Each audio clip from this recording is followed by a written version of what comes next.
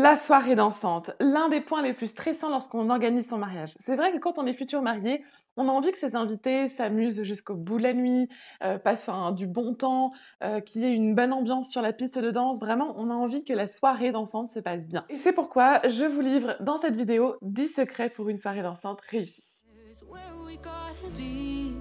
You know you'll have a good time wherever you're with me. Bonjour à tous, je suis Maëlys, wedding planner et designer de ma propre agence Paris en Noces.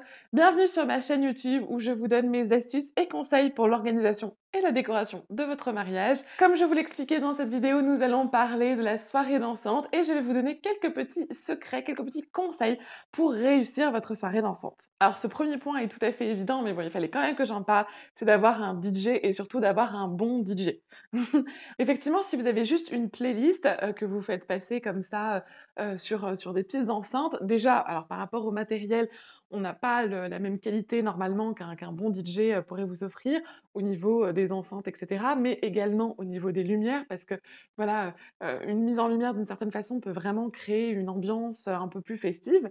Mais on a aussi le souci que voilà, que lorsqu'on met une playlist, il va y avoir quelqu'un qui va être en charge de changer les musiques si jamais ça va pas. Et si cette personne n'a pas tout à fait les mêmes goûts que vous, ou que vos invités, eh bien, ça risque de plomber l'ambiance. Alors qu'un DJ, un bon DJ tout du moins, va vraiment s'adapter à vos invités, va vraiment s'adapter à l'ambiance. Alors, on est d'accord, vous allez déterminer avec lui ce qui va faire danser vos invités. Donc là, c'est le deuxième point d'ailleurs. Vous allez voilà réfléchir avec votre DJ aux musiques qui vous font danser, aux musiques qui font danser vos invités. D'ailleurs, troisième petit conseil, n'hésitez pas à demander sur le carton d'invitation, sur le site internet, à vos invités de vous transmettre une musique qui les fait danser, une musique vraiment qu'ils adorent. Et en fait, ça va permettre en fait de créer cette petite playlist qui va faire que, eh bien voilà, quand on a envie de faire danser cette personne-là, on n'hésite pas à mettre ce genre de musique et du coup, cette personne va rejoindre la piste et on va passer une bonne soirée dansante. Et donc du coup, comme je vous disais, le DJ va voilà, prendre vos goûts musicaux, savoir un petit peu qu'est-ce qu'il faut passer pendant la soirée. Et au tout début de la soirée, il va généralement tester un petit peu, mais tous les genres, et voir ce qui fait danser le plus de personnes. Et plus tard dans la soirée, quand il va passer à d'autres genres, si jamais il voit qu'il y a certains genres qui ne sont pas forcément très populaires, où il n'y a pas forcément beaucoup de personnes qui vont danser, eh ben, il va écourter le temps qu'il voulait faire. Par exemple, s'il devait faire 5 chansons pour ce genre-là et que finalement, au bout de 2 chansons, eh ben, il y a toujours personne qui danse dessus, eh ben, il va pas hésiter à écourter et à passer au thème, à un thème où là, tout le monde dansait. Un autre point qui va faire que vous allez réussir votre soirée dansante, c'est par rapport à vous et à vos amis proches. Est-ce que vous, les mariés, vous dansez? Si vous adorez danser et que vous êtes tout le temps sur la piste de danse, forcément, vos invités, ils vont vouloir plus facilement vous suivre. Voilà, ils vont être un petit peu obligés de vous suivre sur la piste de danse. Et donc, du coup, vous allez créer en fait une cohésion de groupe et du coup créer eh bien, une bonne ambiance. Si par exemple vous n'aimez pas danser ou que l'un de vous n'aime pas danser, c'est important que vous ayez des amis proches également qui aiment bien danser. Comme ça, en fait, eh ben, c'est eux qui vont mettre le feu à la piste et qui vont vraiment créer cette cohésion de groupe. Un autre point super important, c'est que tous les discours, toutes les animations aient été faits avant. C'est super important que vous ne soyez pas interrompu, que la soirée ne soit pas interrompue par un discours larmoyant ou par une animation qui risquerait un petit peu de plomber l'ambiance. Donc vraiment, essayez de prévoir vos discours, par exemple, pendant le cocktail et les animations pendant le repas, entre les plats, l'entrée, etc. Et vraiment, pendant la soirée dansante, ne faire que la soirée dansante. Un autre conseil super important, c'est de commencer la soirée dansante tôt. Ne pas la faire tarder, ne pas la faire commencer à 1 heure, 2 heures du matin. Plus, en fait, vous la faites commencer tôt, plus la soirée va terminer tard. Parce que, voilà, vous allez avoir les gens qui vont pas s'ennuyer, s'impatienter, oh là là, en attendant la soirée dansante. Et en fait, en la faisant commencer un petit peu plus tôt, vous allez voir que vous allez vraiment garder vos invités beaucoup plus longtemps. Donc, essayez de faire danser vos invités au plus tard après 23h30. Voilà, n'essayez pas trop d'aller au-delà de 00h30. Voilà, sinon ça va être vraiment, vous allez voir que vous allez avoir beaucoup moins de personnes qui vont danser, qui vont rester déjà parce que voilà, vous avez toutes les personnes âgées, tous ceux qui se couchent tôt, qui vont du coup partir très, très vite et en fait, vous allez avoir un effet de vide très vite. En fait, dès le début de la soirée dansante, vous allez avoir un effet de vide avec vos invités. Alors que si vous commencez plus tôt, bah, même ceux qui se couchent tôt, eh ben, ils sont quand même là et donc on n'a pas cet effet de vide et donc ça vraiment pousse encore plus les gens à danser. Un autre point important, c'est l'implantation. Si en fait votre piste de danse est, est au milieu des tables ou à côté, de votre salle de réception, et bien là, je vous conseille vraiment de mettre les tables, des jeunes plutôt devant, enfin des personnes qui dansent plutôt devant et les personnes qui dansent un peu moins plutôt derrière. Déjà, ça va créer cette cohésion de groupe. En fait, quand les jeunes, ils vont aller, se lever pour danser, on va avoir toutes les personnes derrière qui vont voir en fait cet élan, pour aller danser et donc du coup qui vont, peut-être un peu plus, vouloir danser. Alors que si jamais, vous avez, les personnes, qui ne dansent pas trop, qui restent assises et celles qui dansent beaucoup qui sont plutôt, derrière, ils vont pas forcément hésiter à passer et à aller jusqu'à la piste de danse.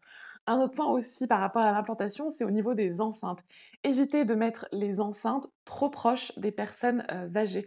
Parce qu'elles vont vraiment avoir tendance à vouloir baisser le son parce que, pendant le repas, elles ne s'entendent pas parler entre elles, alors que, bah, les personnes un petit peu plus jeunes, bah, vont vouloir augmenter le son. Donc ça va créer un déséquilibre, vous voyez?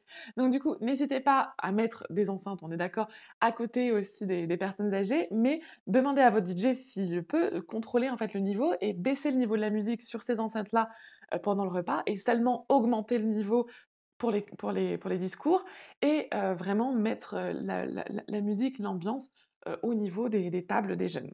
Un autre secret qui va vraiment faire réussir votre soirée dansante, c'est de mettre l'open bar au niveau de la piste de danse, de vraiment la mettre à côté, voire, sur une partie. Comme ça, en fait, les invités qui ont besoin d'aller boire ne vont pas déserter la piste de danse pour aller chercher à boire, c'est déjà là et ceux qui sont assis, qui vont vouloir aller boire, vont devoir passer par la piste de danse et ça va créer, en fait, du mouvement et on va avoir l'impression que votre piste de danse est plus remplie et donc du coup, ceux qui sont un petit peu timides et qui n'osent pas danser vont plus facilement aller danser. Une autre chose que vous pouvez faire à côté de l'open bar, c'est le buffet de dessert ou le candy bar ou même mettre votre urne ou votre livre d'or. À côté de l'open bar, en plein milieu de la nuit, vous pouvez prévoir des snacks. En fait, ça va requinquer vos invités, tous ceux qui commencent un petit peu à fatiguer. Eh bien, vous leur proposez un petit snack, par exemple des mini hot dogs, des mini frites, une crêpe partie, des petits burritos. Voilà, des snacks pour en fait les requinquer et les faire redanser au bout de la nuit. Et dernier point, prévoyez du jetable, surtout si votre traiteur part avec la vaisselle. Voilà, si, il a terminé sa prestation, qu'il range tout, eh bien demandez de prévoir ou vous prévoyez de votre côté, du jetable. Prévoyez des couverts en carton, prévoyez, des verres, des gobelets en carton, voilà, pour pouvoir en fait avoir de quoi boire sur l'open bar. Et voilà, c'était 10 conseils pour réussir votre soirée dansante. Donc pour récapituler, déjà d'une, il va falloir que vous trouviez un bon DJ. Voilà, je vous conseille vraiment de prendre un DJ si vous voulez que votre soirée dansante soit réussie et un bon DJ, de déterminer avec lui les musiques qui vous font danser, qui font danser vos invités. Ne pas hésiter à demander à vos invités de vous partager un titre qui les ambiance.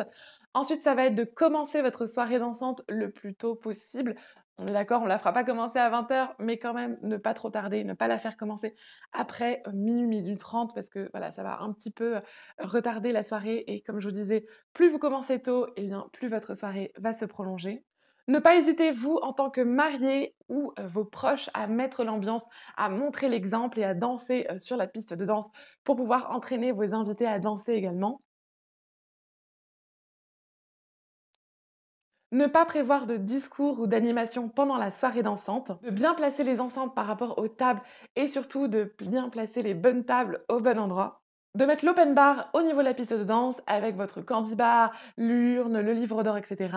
De prévoir un snack pour le milieu de la nuit. Et surtout, ne pas oublier de prévoir de la vaisselle jetable pour éviter de vous retrouver sans verre, sans couvert pendant la soirée et du coup ne pas pouvoir profiter de l'open bar ou du snack de nuit par exemple.